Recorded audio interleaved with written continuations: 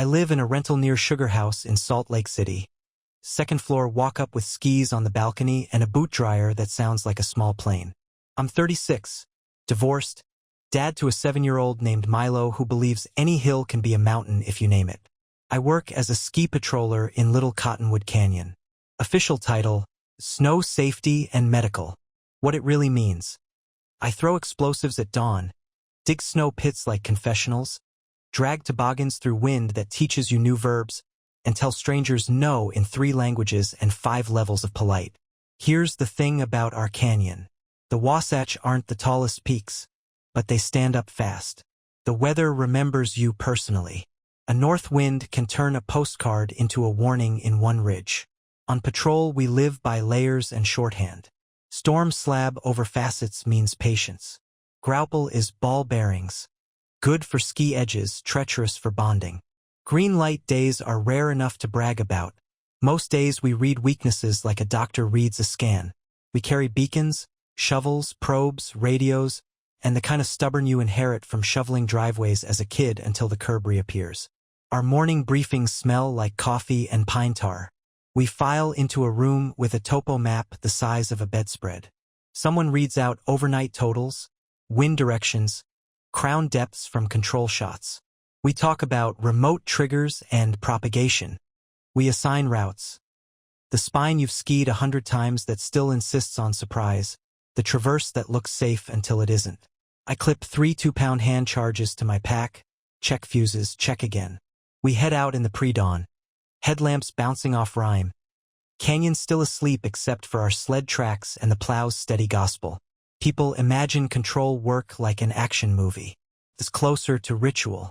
You ski to a start zone you know by smell. Set a shot in a pocket the wind has loaded. Light the fuse with your lighter's temperamental tongue, and slide to cover.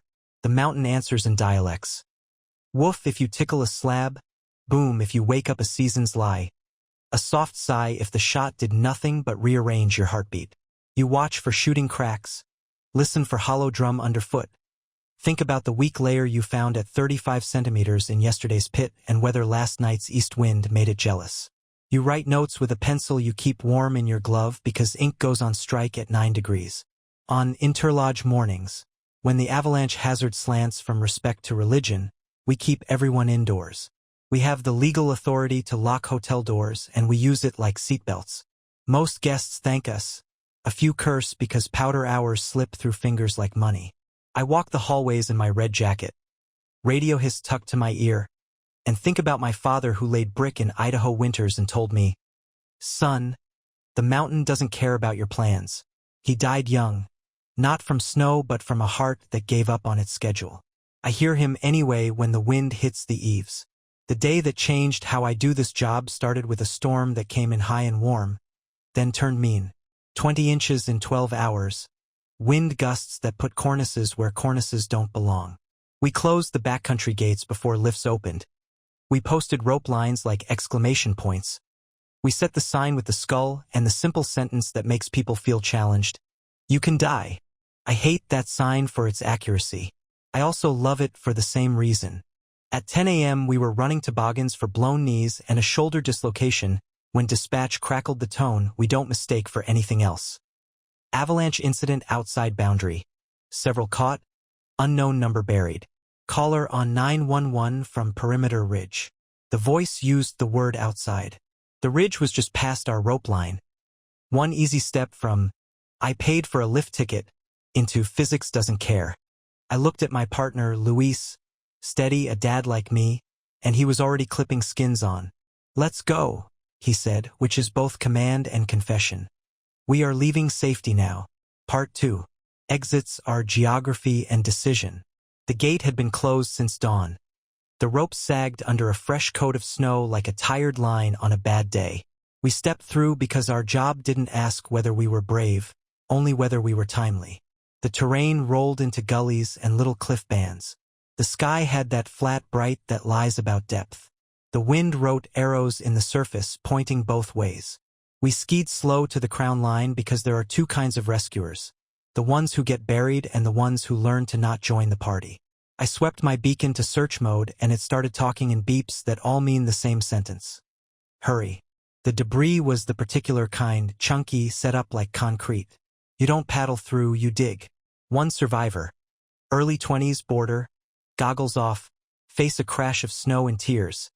Yelled before words showed up. They were right behind me. My brother, my dad. They were right behind me.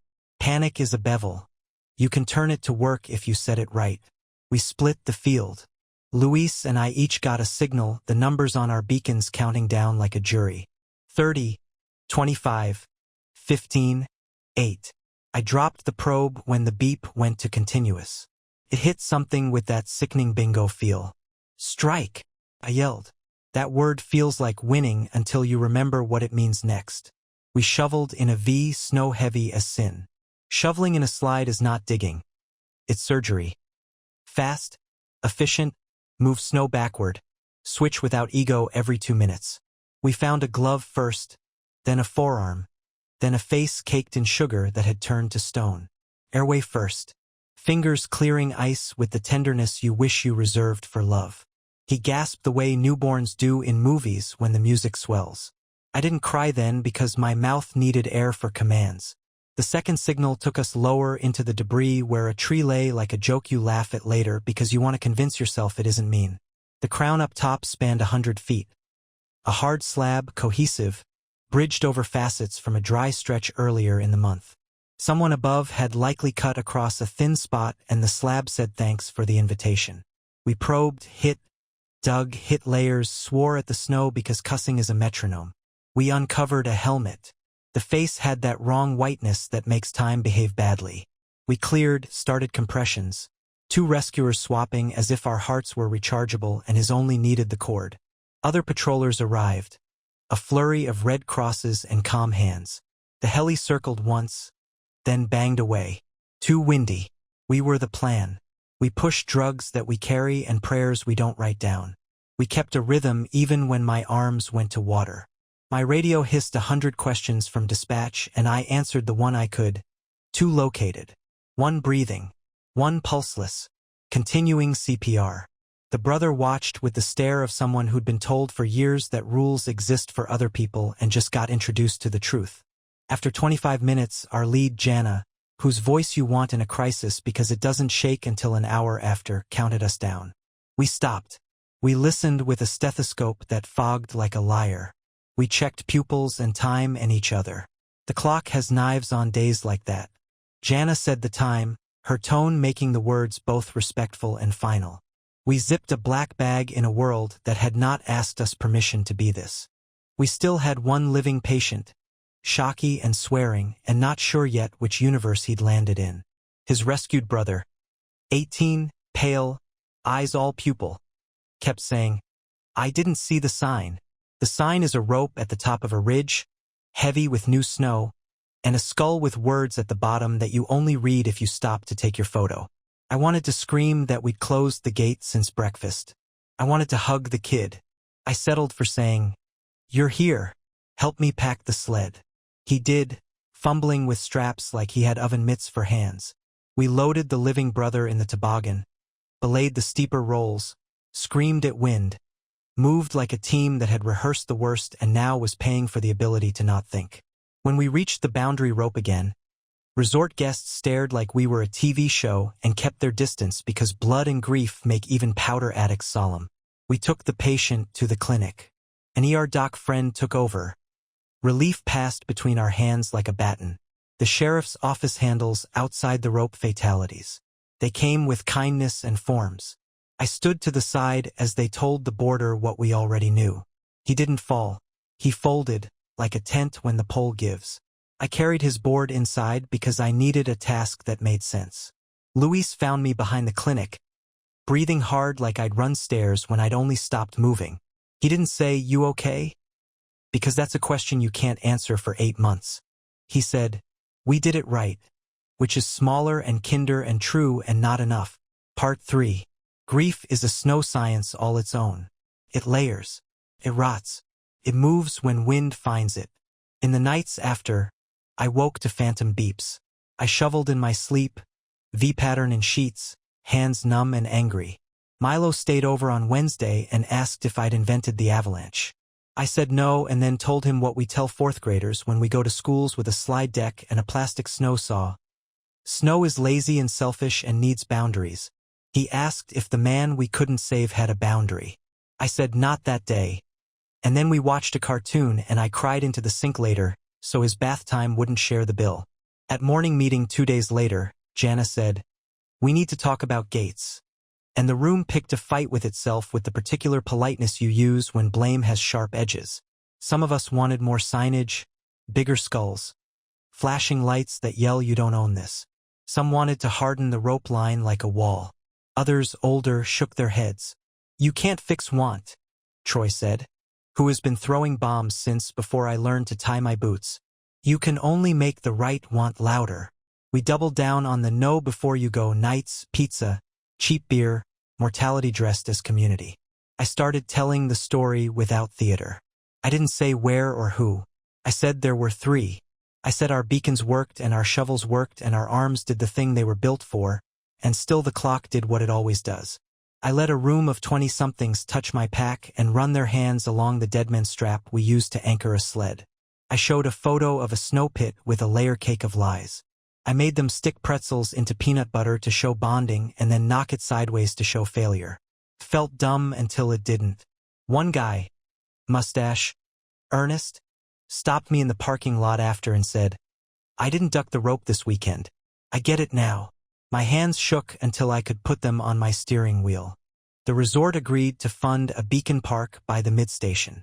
We laid out transmitters like Easter eggs and watched people learn how to find something they hoped they never would. We put laminated cards at the gate. Gate closed means closed. We'll open it when we can. Your friends can still love you if you ski where you're allowed. That last line was mine and sounded like it came from a kindergarten teacher. It worked. A few more turned away. Several didn't. For tickets revoked in a week, a record I didn't want. I drove the canyon with UDOT one dawn to look at new remote avalanche control systems. Towers with charges you can fire from a laptop, Gazex horns that breathe combustion into start zones. The engineer, a woman with a braid like a rope, said, "We'll still need you to throw hand charges." I said, "I know. I'm not precious." We looked across at a slide path that had taken cars off the road in a storm the year before. She pointed. "We cannot save everyone," she said, not dramatically. Facts set like rebar. In therapy, I said the man's name into a room that didn't ask me to write a report after. I couldn't stop apologizing to someone who wasn't there to receive it. My therapist, soft voice, better boots than mine, said, "You don't owe debt for weather." She told me to write a letter to Milo about why I still do this. I wrote that I like being first to carve a control line with the ridge pinking and the valley turning its lights on.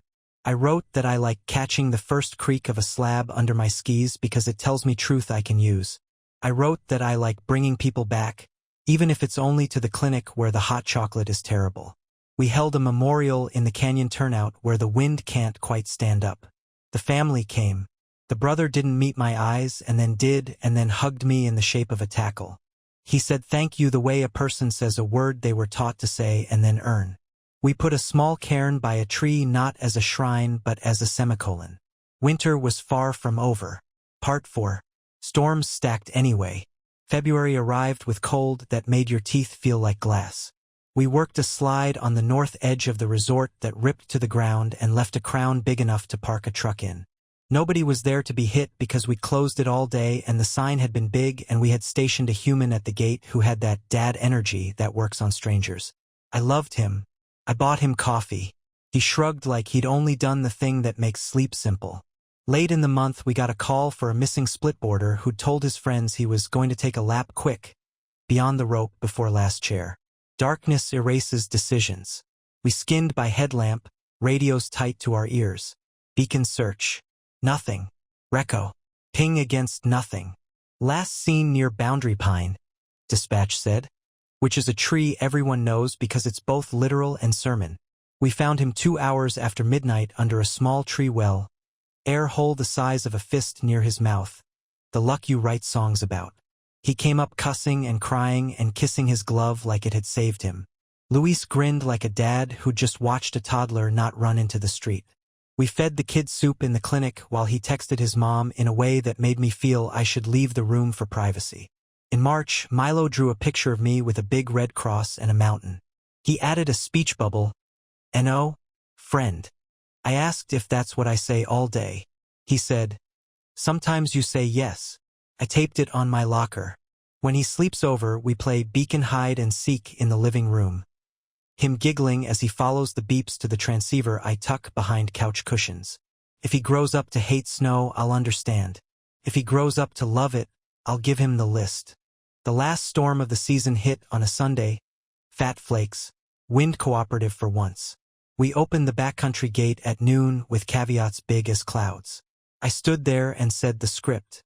"Do you have beacon? Shovel? Probe?" Hands patted packs. Some yes were true. Some were theater. I added, "If you don't know where you're going, go with someone who does," and pointed to a line of tracks that led to a low-angle glade like a compromise. One guy rolled his eyes. I smiled. He went into the glade. I'm not above pride that looks like a small victory. At season's end, we sat around the map like always, end-of-year debrief with donuts that taste like survival. We listed wins and losses. The fatality sat on the table among the avalanche outlines drawn with blue marker. No one tried to make it mean more than it does. We changed a couple of gate placements. We ordered 3 bigger signs. We funded the Beacon Park for another year. We agreed to stand a human at the gate on the biggest days, even if that human wishes he were skiing. We wrote down the boring stuff we do right so we'll remember to do it again. Here's my list, taped inside my pack and sharpened on the inside of my head. Read the snow, not your wishes. Rope means stop. Gate closed means not today. Beacon shovel probe or you don't go. Dig pits like you mean it. Share the pit like you love someone. Throw charges like letters to an honest friend. Don't let a stranger's urgency rent space in your decision-making. Switch shovelers every 2 minutes. Call the time with a voice that knows respect. Teach 4th graders because they'll teach their dads. Hug your kid after a near miss. Go slower when the mountain says slow. Come home. I'm a man in Salt Lake who still loves the sound a ski makes when it finds a skin track at dawn. The mountain roars sometimes. We answer with quiet, with rope lines, with a bucket of pretzels and stories that don't ask to be heroes, just warnings that feel like care.